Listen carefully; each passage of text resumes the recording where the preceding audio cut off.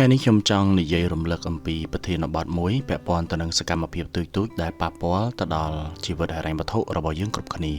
បងប្អូនដឹងទេថាពេលខ្លះមូលហេតុដែលយើងសន្សំលុយមិនសល់ឬមើលទៅជីវិតហិរញ្ញវត្ថុរបស់យើងដើរតាមផ្លូវដែលយើងមិនចង់បានវាមិនមែនដោយសារតែយើងរកលុយមិនបានឬក៏រកលុយបានតិចតួចទេតែដោយសារតែអំពើនិងសកម្មភាពទូចៗប្រចាំថ្ងៃរបស់យើងផ្ទាល់ដោយសម្ដីមួយបានលើកឡើងថាអំពើទូចៗសកម្មភាពទូចៗអាចបង្កើតនៅការផ្លាស់ប្ដូរធំបើយើងដឹងនិងសង្កេតអំពីវាថ្ងៃនេះខ្ញុំចង់ចែករំលែកអំពីសកម្មភាពទាំង7ប្រចាំថ្ងៃដែលធ្វើឲ្យយើងកាន់តែខ្វះខាតលុយទី1គឺការចំណាយទៅលើអ្វីដែលមិនចាំបាច់ជារៀងរាល់ថ្ងៃចំណុចទី1នេះមិនមែនជាចំណុចថ្មីសម្រាប់បងប្អូនទេខ្ញុំជឿថាបងប្អូនក៏ធ្លាប់ឮអំពីចំណុចមួយនេះហើយខ្ញុំក៏ធ្លាប់ចែករំលែកនៅក្នុងវីដេអូមុនដែរប៉ុន្តែនៅក្នុងចំណុចទី1នៃសកម្មភាពដែលយើងធ្វើហើយវាតែងតែធ្វើឲ្យយើងចំណាយលុយជាច្រើនចេញទៅដោយមិនដឹងខ្លួនមានមនុស្សជាច្រើនរួមទាំងខ្ញុំដែរបានចំណាយទៅលើការញ៉ាំកាហ្វេជារៀងរាល់ព្រឹកឬក៏ទិញអ្វីមួយទូចៗដោយគិតថាតិចវាមិនអីនោះទេប៉ុន្តែបើយើងគណនារយៈខែឬក៏រយៈពេលនៃឆ្នាំវាអាចក្លាយជាការចំណាយដ៏ធំមួយដែរដោយពាក្យមួយបាននិយាយថារុនដ៏ទូចមួយដែលមាននៅក្នុងនាវាទូចមែនប៉ុន្តែយូរទៅវានឹងអាចធ្វើឲ្យទឹកលិចចូលនៅវានោះបានដូចជាលុយរបស់យើងដែរកាលណាយើងចំណាយតិចជារៀងរាល់ថ្ងៃប៉ុន្តែពេលយើងគិតជាខែគិតជាឆ្នាំវាអាចនឹងជាមូលហេតុនាំឲ្យលុយរបស់យើងកាន់តែបាត់ទៅចំណុចទី2មិនកំណត់ថវិកានិងមិនតាមដានការចំណាយបងប្អូនប្រហែលអ្នកដែលធ្លាប់ជួបទេនៅពេលដែលយើងចំណាយលុយទៅលើទំនិញអ្វីមួយរបស់អ្វីមួយតិចតួចហើយយើងសុំវិក័យប័ត្រពីអ្នកលក់ក៏សើចហើយសួរថាលុយប៉ុណ្ណឹងយកវិក័យប័ត្រដែរអញ្ចឹងពេលខ្លះបងប្អូនដែលធ្វើការនៅក្នុងក្រុមហ៊ុនអង្គការឬក៏ស្ថាប័នណាមួយដែលត្រូវកា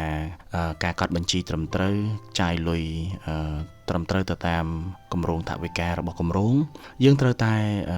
ចាយហើយយកវិក័យប័ត្រហើយបញ្ជាក់អំណះថាយើងបានចាយលុយនោះពិតប្រាកដមែនអញ្ចឹងដូច្នេះស្ថាប័នទាំងអស់គឺគេធ្វើបែបនោះដើម្បីតាមដានការចំណាយនិងកំណត់ត្រាចំណាយរបស់គេដើម្បីដឹងថាតើលុយបន្តិចបន្តួចនោះវាចេញទៅតាមផ្នែកណាហើយចាយទៅលើអ្វីអញ្ចឹងពេលខ្លះយើងអត់បានផ្ដល់តម្លៃទៅលើការចំណាយហើយកត់ត្រាឲ្យបានដិតដល់នោះទេមានន័យថាយើងអត់បានកំណត់ថវិកាក្នុងការចាយយើងអត់បានតាមដានការចំណាយឲ្យបានច្បាស់លាស់យើងគិតថាវាមានន័យថាការយកវិក័យប័ត្រវាជារឿងមិនបានការឬក៏វាដូចជាប៉ុណ្ណឹងបើចាំយកទេអញ្ចឹងពេលខ្លះសម្រាប់ជីវិតយើងផ្ទាល់ខ្លួនវាខុសអំពីស្ថាប័នពេលខ្លះយើងមិនបាច់រហូតដល់យកវិក័យប័ត្រដើម្បីកំណត់ជាបញ្ជីអីទេប៉ុន្តែយើងគ្រាន់តែកត់ចំណាំថាព្រឹកនេះខ្ញុំបានទិញអ្វីលុយចេញប្រមាណអញ្ចឹងយើងគ្រាន់តែ note ឬក៏មានការតាមដានតាមទូរស័ព្ទដៃក៏បានដែរអញ្ចឹងដូច្នេះនេះគឺជាអ្វីមួយដែលយើងគួរតែកុំធ្វេសប្រហែសកុំគិតថាវាជារឿងតិចតួចបងប្អូនជឿទេថាមនុស្សភាគច្រើនចំណាយទៅលើអ្វីដែលពួកគេមិនដឹងថាពួកគេបានចំណាយបើមិនកំណត់ថវិកាវាមានន័យថាយើងអនុញ្ញាតឲ្យលុយរបស់យើងចេញទៅដោយគ្មានគោលដៅគ្រាន់តែចាប់ផ្ដើមសរសេរចំណាយប្រចាំថ្ងៃឬក៏ប្រើ app តាមទូរស័ព្ទដៃដើម្បីតាមដានតែប៉ុណ្ណោះនោះលោកអ្នកនឹងអាចមានឃើញសកម្មភាពនៃការផ្លាស់ប្ដូរនៃការចាយវាយលុយរបស់យើងដូច្នេះសូមកុំធ្វេសប្រហែសខ្ញុំសូមលើកទឹកចិត្តដល់អ្នកបងប្អូនទាំងអស់គ្នាការចាយលុយបន្តិចបន្តួចត្រូវតែដឹងថាលុយនោះចេញទៅច្រកណាហើយធ្វើទៅលើអ្វីប្រសិនបើគិតហើយវាមិនចាំបាច់ទេសូមអ្នកបងប្អូនបានកាត់បន្ថយហើយកំណត់វាឡើងវិញក្នុងការចាយចំណុចទី3ប្រើកាតឥណទានដោយគ្មានការគិតបងប្អូនដឹងទេថាកាតឥណទានគឺជាឧបករណ៍ល្អបើប្រើត្រឹមត្រូវប៉ុន្តែគ្រោះថ្នាក់បំផុតបើប្រើមិនត្រឹមត្រូវពេលយើងចំណាយដោយមិនបានឃើញលុយចេញពីដៃយើងងាយនឹងបាត់ការយល់ដឹងអំពីតម្លៃពិតនៃលុយពាក់ព័ន្ធទៅនឹងចំណុចទី3នេះកាតឥណទាននៅស្រុកខ្មែរយើងអាចនឹងចាប់ផ្ដើមមានប្រើប៉ុន្តែមិនសូវសម្បូរទេដែលភាសាអង់គ្លេសហៅថា credit cards ដែលជាទូទៅនៅប៉ែកអឺរ៉ុបឬក៏ប្រទេសអាស៊ីមួយចំនួនប្រើច្រើនប៉ុន្តែនៅស្រុកខ្មែរក៏ប្រើដែរប៉ុន្តែវាមិនមានបរិមាណច្រើននោះទេប៉ុន្តែអ្វីដែលនៅប្រទេសកម្ពុជាយើងប្រើគឺការ scan តាម QR code ឬក៏បាញ់តាមធនាគារអញ្ចឹងដូច្នេះពេលខ្លះយើងអត់មានកាន់លុយនៅក្នុងដៃវាងាយស្រួលក្នុងការចាយប៉ុន្តែការចាយបែបនោះគឺវាអាចនឹង មានការធ្វើប្រហែសមួយដែរប្រសិនបើយើងគិតថាអូវាងាយស្រួលក្នុងការ scan ក្នុងការទិញទំនិញហើយយើងអត់មានលុយសុទ្ធយើងបាញ់តាម app អីចឹងទៅវាងាយស្រួលប៉ុន្តែអាភាពងាយស្រួលនោះគឺធ្វើឲ្យយើងមិនបានពិចារណាដិតដល់ទេគឺយើងត្រូវចាយត្រូវបាញ់បាទហើយពាក់ព័ន្ធនឹង credit card នេះដែរបងប្អូនមួយចំនួនដែលអត់ទាន់បានដឹងច្បាស់ថាតើ credit card ឬក៏កាតឥណទានគេប្រើយ៉ាងម៉េចកាតឥណទានគឺការដែលប្រើប្រាស់ការ scan card ដោយយើងអត់ទាន់មានលុយទេប៉ុន្តែយើងអាចទិញអីវ៉ាន់បានហើយនៅពេលដែលចុងខែយើងនឹងបង់សងទៅធនាគារវិញហើយធនាគារជាច្រើននៅប្រទេសកម្ពុជាយើងកំពុងតែដាក់ឲ្យប្រើប្រាស់នៅ credit card នេះឯងចឹងដូច្នេះបងប្អូនត្រូវប្រយ័ត្នអំពីការប្រើប្រាស់កាតឥណទានឬក៏ការ scan QR code ឬក៏ទិញអីវ៉ាន់ online ពេលខ្លះបងប្អូនគិតថាតិចតួចជាទូទៅបច្ចុប្បន្ននេះខ្ញុំមើលឃើញអំពីអ្នកទិញអីវ៉ាន់តាម online តាម app មួយចំនួនពីបរទេសដូចជាការកម្មង់អីវ៉ាន់ពីប្រទេសចិនបងប្អូនគិតថាការកម្មង់អីវ៉ាន់ពីប្រទេសចិនតិចតួចណាស់យកមកប្រើខ្លួនឯងតម្លៃ$1 $2 $3 ប៉ុន្តែបងប្អូនមួយចំនួនគាត់ទិញគឺមានអារម្មណ៍ថាគាត់ត្រូវតែទិញរាល់អាទិត្យចឹងហ្មងបងប្អូនមួយចំនួនអត់បានចាប់អារម្មណ៍ទេថាបងប្អូនកំពុងតែញៀនក្នុងការកម្មង់អីវ៉ាន់ដោយគិតថាពេលខ្លះវាមិនមែនជាតម្រូវការប៉ុន្តែដោយសារយើងគិតថាវាថោកតម្លៃពី$3បើខ្ញុំទិញទៅក៏មិនអស់ច្រើនដែរប៉ុន្តែលោកអ្នកបងប្អូនដែលគុណមើលទេថាតើក្នុងមួយខែបងប្អូនចំណាយបរិមាណធំបំផុតប្រមាណទៅលើការកម្មង់អីវ៉ាន់ពីចិនមកដើម្បីប្រើប្រាស់ខ្លួនឯងបើសិនបើបងប្អូនកម្មង់យកមកលក់អានឹងជារឿងមុខរបរមួយផ្សេងប៉ុន្តែបើសិនបើបងប្អូនកម្មង់ច្រើនយកមកប្រើប្រាស់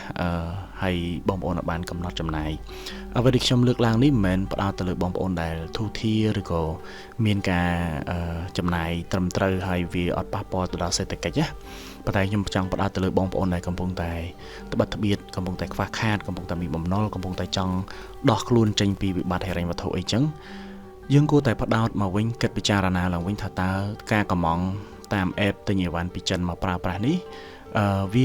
វាខាតច្រើនទេសូមឆ្លុះបញ្ចាំងកន្លែងហ្នឹងតែអ្វីដែលខ្ញុំឆ្លុះបញ្ចាំងមើលទៅតាមបងប្អូនមួយចំនួនគឺគាត់ឧស្សាហ៍ទិញហើយអីវ៉ាន់មួយចំនួនប្រើអត់បានមួយសប្តាហ៍ខូចហើយអីវ៉ាន់មួយចំនួនទៀតប្រើទៅវាអត់ចំគោលដៅប្រើឆាប់ខូចប្រើវាគ្រាន់តែស្អាតគ្រាន់តែថាយកមកលម្អឬក៏ទិញមកដោយមិនបានគិតពិចារណាដល់ព្រោះតែថោកហើយកម្មង់ពីចិនអីចឹងដូច្នេះសូមគិតឲ្យបានល្អិតល្អន់មុននឹងធ្វើការសម្រេចចិត្តប្រើប្រាស់កាតឥណទាន scan QR code ឬក៏កម្មង់អីវ៉ាន់ online ជាដើមចំណុចទី4មិនចេះសន្សំសោះមុននឹងចំណាយអញ្ចឹងសកម្មភាពទី4នេះគឺជាសកម្មភាពទូចដែលយើងធ្វើរាល់ថ្ងៃជាទូទៅបងប្អូនមុនចំណាយអីមួយបងប្អូនអត់សន្សំមានន័យថាបងប្អូនមួយចំនួនគិតថាអីវ៉ាន់នេះយើងមិនបាច់តថ្លៃកុំឲ្យខ្មាស់គេអីវ៉ាន់មួយនេះយើងគិតថាអូតើតម្លៃប៉ុណ្ណឹងទិញបានណាប៉ុន្តែយើងអត់បានប្រៀបធៀបតម្លៃជាមួយនឹងហាងផ្សេងទេហាងផ្សេងគុណភាពដូចគ្នារបស់ដូចគ្នាម៉ាកតែមួយបាយជាតម្លៃខុសគ្នាបាយជា$2000ឬក៏$1ប៉ុន្តែយើងគិតថាអត់អីខុសគ្នាប៉ុណ្ណឹងយើងទិញអញ្ចឹងការចំណាយអីមួយយើងត្រូវតែគិតណាដោយពាក្យមួយបាននិយាយថាមុននឹងយើងចំណាយលុយលើសពី$10ឬក៏តាមចំនួនដែលយើងកំណត់យើងត្រូវគិត24ម៉ោងអញ្ចឹងបងប្អូនអាចកំណត់សម្រាប់ខ្លួនឯងតើបងប្អូនអាចកំណត់ថាបើថ្ងៃនេះខ្ញុំចាយលើសពី200000ខ្ញុំត្រូវគិតឲ្យបានមួយថ្ងៃពីរថ្ងៃសិនឬក៏24ម៉ោងសិនថ្ងៃនេះបើខ្ញុំចំណាយលើស$10ខ្ញុំត្រូវផ្អាកសិនអាហ្នឹងគឺជាការកំណត់របស់យើងណាអញ្ចឹងមនុស្សជាច្រើនរងចាំសន្សំក្រោយពេលចំណាយប៉ុន្តែវាមិនអាចធ្វើទៅរួចទេគន្លឹះគឺត្រូវចំណាយសម្រាប់ខ្លួនឯងជាមុនសិនដាក់ប្រាក់សន្សំជាមុនទើបចំណាយទៅលើអ្វីផ្សេងទៀតតាមក្រោយអានេះគឺជាអ្វីដែលយើងត្រូវធ្វើកុំចំណាយឲ្យបានចាំសន្សំតាមក្រោយអត់ទេយើងត្រូវសន្សំមុនទើបចំណាយនោះគឺបានត្រឹមត្រូវបើធ្វើអញ្ចឹងជារាល់ថ្ងៃទោះបីតិចក៏ដោយក៏យើងអាចកើនប្រាក់បានដែរសប្តាហ៍ថ្ងៃនេះគឺក្រុមគ្រួសាររបស់ខ្ញុំមានផែនការកំណត់មួយគឺនៅពេលដែលដើមខែយើងត្រូវតែដកលុយសន្សំហើយបន្តមកទៀតមិននៅពេលដែលយើងបានចំណូលណាតិចតួចយើងត្រូវចេះដកសន្សំលក់អីបានតិចតួចយើងត្រូវចេះដកសន្សំធំបំផុតអាចថាក្នុងមួយថ្ងៃយើងអាចដកសន្សំបាន4000តិចបំផុតយើងគិតថាសន្សំបាន2000អញ្ចឹងក្នុងមួយថ្ងៃយើងដក2000ទុកទោះបីបើលុយហ្នឹងយើងបានពីចំណូលពីណា មកក៏ដោយយើងត្រូវតែឆ្លៀតដកទុកនឹងមួយផ្នែកហើយរាល់ខែឲ្យតែដើមខែយើងមានសន្សំបាទសន្សំជាក្រុមគឺយើងដាក់សន្សំជាក្រុមក្នុងការសន្សំក្នុងមួយខែប្រហែលអញ្ចឹងយើងកំណត់ហើយមួយទៀតគឺយើងសន្សំតាមរយៈការញ៉ាំចំណីដូចជាការញ៉ាំកាហ្វេដូចជាការញ៉ាំអាហារពេលព្រឹកពេលថ្ងៃអីហ្នឹងគឺយើងត្រូវរៀបចំរបៀបនៃការចំណាយមិនឲ្យលើសអំពីគម្រោងថវិការបស់យើងណាចឹងដូច្នេះក្នុងម្នាក់ឯងយើងត្រូវចំណាយប្រមាណក្នុងអាហារពេលព្រឹកអាហារពេលថ្ងៃក្នុងគ្រួសាររបស់យើងអាហារពេលល្ងាចអញ្ចឹងទៅហើយនៅពេលដែលត្រូវការចំណាយពេលជាមួយគ្រួសារក្នុងការដំណើរកម្សាន្តឬក៏ពិកនិចពេលល្ងាចអីអាហ្នឹងយើងយូរម្ដងទេអាចថាមួយខែទៅ3ខែបាទក្នុងចន្លោះហ្នឹងប៉ុន្តែវាមិនញឹកញាប់រាល់ខែទេជួនកាលមួយខែទៅជួនកាល3ខែអញ្ចឹងទៅបានយើងចេញក្រៅញ៉ាំអីជុំគ្នាអញ្ចឹងណាបាទអញ្ចឹងនេះគឺជាអ្វីមួយដែលយើងគួរតែផ្ដោតសំខាន់ដែរមុនចំណាយអីមួយត្រូវសន្សំបាទចំណុចទី5ចំណាយដើម្បីបង្ហាញមិនមែនចំណាយដើម្បីរស់នៅចំណុចទី5នេះគឺជាកំហុសមួយនៃសកម្មភាពទាំង7ដែលយើងធ្វើរាល់ថ្ងៃពេលខ្លះយើងចំណាយគ្រាន់តែដើម្បីបង្ហាញអ្នកដទៃបង្ហាញក្រុមគ្រួសាររបស់យើងថាយើងល្អយើងមានគ្រប់គ្រាន់មិនមែនដើម្បីគ្រាន់តែរស់នៅប៉ុណ្ណោះទេអញ្ចឹងពេលខ្លះចំណាយរបស់យើងវាលើសពីសមត្ថភាពដែលខ្ញុំតែងតែឃើញបងប្អូនយុវវ័យមួយចំនួនគាត់ចំណាយលើសពីសមត្ថភាពរបស់គាត់ហើយយុវវ័យមួយចំនួនគាត់អត់ទាន់មានចំណូលទេប៉ុន្តែគាត់ចំណាយលើពុកម្ដាយលើសពីអ្វីដែលពួកគេមានន័យថារកបានណាមានថាពួកគេសឹងតែមិនទាន់រកចំណូលបានផងគេចាយលុយឪពុកម្ដាយច្រើនក៏មានយុវជនមួយចំនួនដែលគាត់មានការងារតិចតួចប៉ុន្តែគាត់អត់ផ្ដោតទៅលើការពង្រឹងសមត្ថភាពទេប៉ុន្តែគាត់យកប្រាក់ខែរបស់គាត់បើកបានហ្នឹងទៅទិញដើម្បីបង្ហាញគេថាអូគាត់មានរបស់សម្ភារៈប្រើប្រាស់ល្អយុវជនមួយចំនួនក៏អត់ហ៊ានជិះដែរម៉ូតូចាស់អត់ហ៊ានប្រើទេទូរស័ព្ទដៃចាស់ពួកគេត្រូវតែទិញសម្ភារៈថ្មីហើយទិញដើម្បីបង្ហាញប៉ុន្តែមិនមែនទិញដើម្បីរស់នៅក្នុងស្ថានភាពជាក់ស្ដែងបងប្អូនខ្ញុំចង់លើកទឹកចិត្តចេះប្រសិនបើបងប្អូនកំពុងតែមានអារម្មណ៍បែបហ្នឹងសូមសិក្សាឡើងវិញថាតើយើងគួរតែធ្វើបែបហ្នឹងអត់រៀនរស់នៅអ្វីដែលយើងកំពុងតែមានរស់នៅជាមួយអ្វីដែលយើងកំពុងតែមានស្ងប់ចិត្តស្កប់ចិត្តអ្វីដែលយើងកំពុងតែមានយើងមានលទ្ធភាពប៉ុណ្ណាប្រើប៉ុណ្ណោះនោះនឹងធ្វើឲ្យជីវិតរបស់យើងទៅថ្ងៃអនាគតយើងអាចមានអនាគតល្អប្រសើរច្រើនបើសិនបើយើងចេះអត់ធ្មត់ទៅនឹងអ្វីដែលយើងកំពុងតែមានហើយកុំគ្រាន់តែបង្ហាញគេថាយើងល្អប៉ុន្តែជាក់ស្ដែងយើងអត់បានមានលទ្ធភាពគ្រប់គ្រាន់ទេអញ្ចឹងនេះគឺជាអ្វីមួយដែលយើងត្រូវតែផ្លាស់ប្ដូរភ្លាមបើសិនបើបងប្អូនកំពុងតែមានគំនិតបែបហ្នឹងអញ្ចឹងក្នុងជីវិតរបស់ខ្ញុំតាំងពីយុវជនមកគឺខ្ញុំផ្ដោតទៅលើអ្វីដែលខ្ញុំមានហើយពេលខ្លះយើងចង់បានដូចគេដែរប៉ុន្តែយើងត្រូវតែស៊ូទ្រាំយើងត្រូវតែអត់ធ្មត់ហើយយើងព្យាយាមសន្សំចៃប្រើប្រាស់អ្វីដែលយើងមានតាមលទ្ធភាពជាក់ស្ដែងអ្វីដែលខ្ញុំធ្វើតាំងពីយុវជនមកអ្វីរបស់ចាស់ប៉ុណ្ណាក៏ខ្ញុំអាចប្រើប្រាស់បានដែរនេះគឺជាចរិតលក្ខណៈរបស់ខ្ញុំផ្ទាល់ខ្ញុំនិយាយមិនអួតអំពីខ្លួនឯងប៉ុន្តែវាគឺជាកិច្ចការជាក់ស្ដែងដែលខ្ញុំចង់រំលឹកដល់បងប្អូនយុវវ័យសម័យនេះមានយុវវ័យមួយចំនួនក៏ល្អប៉ុន្តែយុវវ័យមួយចំនួនទៀតក៏គាត់ផ្ដោតទៅលើសម្ភារៈនិយមខ្លាំងពេកអញ្ចឹងកាលណាផ្ដោតខ្លាំងពេកគឺវាប៉ះពាល់ច្រើនទៅដល់ភាពជាខ្លួនឯងណាអញ្ចឹងពេលនោះយើងរស់នៅគឺមិនមែនបង្ហាញអំពីជាក់ស្ដែងពីតថភាពរបស់ខ្លួនឯងទៅកាន់សង្គមទេប៉ុន្តែយើងបង្ហាញអំពីភាពคล้ายៗរបស់ខ្លួនឯងទៅកាន់សង្គមទៅវិញអញ្ចឹងដូច្នេះការចំណាយអីមួយគឺគ្រាន់តែដើម្បីបង្ហាញគេនោះគឺជាការចំណាយដែលធ្វើឲ្យយើងកាន់តែអត់លុយទៅកាន់តែចំណាយកាន់តែអត់លុយអាហ្នឹងអញ្ចឹងខ្ញុំមើលឃើញជាក់ស្ដែងឧទាហរណ៍ជាក់ស្ដែងយុវជនមួយចំនួនដែលខ្ញុំស្គាល់គឺបែបហ្នឹងគេអត់ខ្វល់អំពីអនាគតទេប៉ុន្តែគេចាយបច្ចុប្បន្នគេមានលុយ2000គេទិញម៉ូតូល្អជិះភ្លាមទាំងអស់ដែលគេអត់ទុកទេប៉ុន្តែបើសិនបើខ្ញុំវិញខ្ញុំជិះត្រឹមតែទិញម៉ូតូត្រឹមតែតម្លៃ800ក៏1000ឬក៏អីទៅដែលអាចជិះបានហើយទុក1000ទៀតដើម្បីចំណាយទៅលើការកសាងសមត្ថភាពឬក៏អ្វីផ្សេងដែលមានប្រយោជន៍ផ្សេងទៀតណាបាទនេះក៏តែជាទស្សនៈផ្ទាល់ខ្លួនរបស់ខ្ញុំទេហើយបើសិនបើបងប្អូនមានទស្សនៈបែបណាឬក៏គិតបែបហ្នឹងខ្ញុំអត់អាចទៅកែប្រែគំនិតរបស់បងប្អូនបានទេប៉ុន្តែនេះគ្រាន់តែជាបទពិសោធន៍និងគឺជាការលើកទឹកចិត្តទេបងប្អូនប្រកាសជាធ្លាប់ឃើញហើយមនុស្សមួយចំនួនបានចំណាយលុយទៅលើសម្លៀកបំពាក់ឡានឬក៏ទូរស័ព្ទដើម្បីគ្រាន់តែឲ្យគេឃើញថាខ្ញុំមិនក្រទេប៉ុន្តែរបស់ទាំងនោះសុទ្ធតែជាបំណុលនិងសម្ពាធក៏ថាបាន ចំណុចទី6มันមានគម្រោងផែនការថវិកាហិរញ្ញវត្ថុប្រចាំខែបើគ្មានផែនការគឺគ្មានទិសដៅបងប្អូនគួរតែដឹងថាតើប្រាក់ខែរបស់បងប្អូនត្រូវទៅណាតើសន្សំប៉ុន្មានតើចំណាយប៉ុន្មាននៅក្នុងខែនេះគម្រោងមិនចាំបាច់ធំទេតែត្រូវតែចាប់ផ្ដើមពីតូចទៅចំណុចទី7ជឿថាខ្ញុំរកតិចមិនអាចសន្សំបានទេនេះគឺជាចំណុចមួយដែលបងប្អូនតែងតែគិតថាខ្ញុំរកលុយបានតិចណាស់សន្សំមិនសល់ទេបងប្អូនសូមទៅរកមើលវីដេអូរបស់ខ្ញុំនៅក្នុង YouTube Channel នេះប្រធានបទមួយអំពីមានលុយតិចក៏អាចសន្សំបានអញ្ចឹង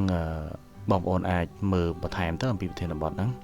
អញ្ចឹងនេះគឺជាគំនិតដែលរារាំងមនុស្សជាច្រើនមិនឲ្យសន្សំលុយការសន្សំមិនមែនជារឿងមានប្រាក់ច្រើនឬក៏តិចនោះទេតែជារឿងការរៀបចំឡើងនៃវិន័យផ្ទាល់ខ្លួនប្រសិនបើបងប្អូនពិតជាដាក់គោលដៅដាក់វិន័យលុយតិចក៏អាចសន្សំបានដែរដូចខ្ញុំរៀបរាប់ពីខាងដើមអញ្ចឹងក្រុមគ្រួសារខ្ញុំជួនកាលមួយថ្ងៃយើងសន្សំតែ 2000 រៀលបាទឲ្យតែបានដាក់សន្សំ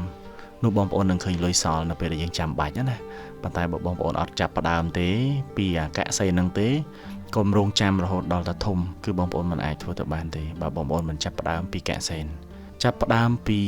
ការសន្សំតិចតួច 2000 រៀល 4000 រៀលក៏ជាដំណើរនៃការចាប់ផ្ដើមមួយដែរសូមបងប្អូនសូមចាប់ផ្ដើមធ្វើបងប្អូនដែលបានស្ដាប់មកដល់ចំណុចនេះខ្ញុំចង់ឲ្យបងប្អូនចាប់ផ្ដើមសង្កេតអំពីកិច្ចការតូចៗប្រចាំថ្ងៃរបស់ខ្លួនមិនចាំបាច់ផ្លាស់ប្ដូរទាំងអស់នៅក្នុងពេលមួយយប់នេះទេតែចាប់ផ្ដើមអំពីសកម្មភាពទូចសិនសន្សំបានតិចក្នុងមួយថ្ងៃ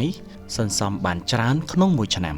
ដោយសម្ដីមួយបាននិយាយថាផ្លាស់ប្ដូរទម្លាប់របស់អ្នកនៅថ្ងៃនេះនោះអ្នកនឹងអាចផ្លាស់ប្ដូរអនាគតរបស់អ្នកនៅថ្ងៃខាងមុខសូមចងចាំថាជីវិតហិរញ្ញវត្ថុល្អមិនចាប់ផ្ដើមពីប្រាក់ឬក៏លុយធំនោះទេតែចាប់ផ្ដើមពីការយល់ដឹងអំពីសកម្មភាពតូចប្រចាំថ្ងៃសូមបងប្អូនចាប់ផ្ដើមនៅថ្ងៃនេះហើយកុំភ្លេចចែករំលែកវីដេអូនេះទៅកាន់មិត្តភ័ក្តិឬក្រុមគ្រួសារដែលលោកអ្នកបងប្អូនចង់ឲ្យពួកគេមានអនាគតល្អផ្នែកហិរញ្ញវត្ថុល្អជាមួយបងប្អូនដែរប្រសិនបើលោកអ្នកបងប្អូនគិតថាវីដេអូនេះមានប្រយោជន៍និងផ្ដល់ចំណេះដឹងដល់លោកអ្នកបងប្អូនសូមជួយចុច Subscribe និងចុចសញ្ញាកណ្ដឹងដើម្បីទទួលបានវីដេអូថ្មីៗបន្ថែមទៀតសូមអរគុណសូមជម្រាបលា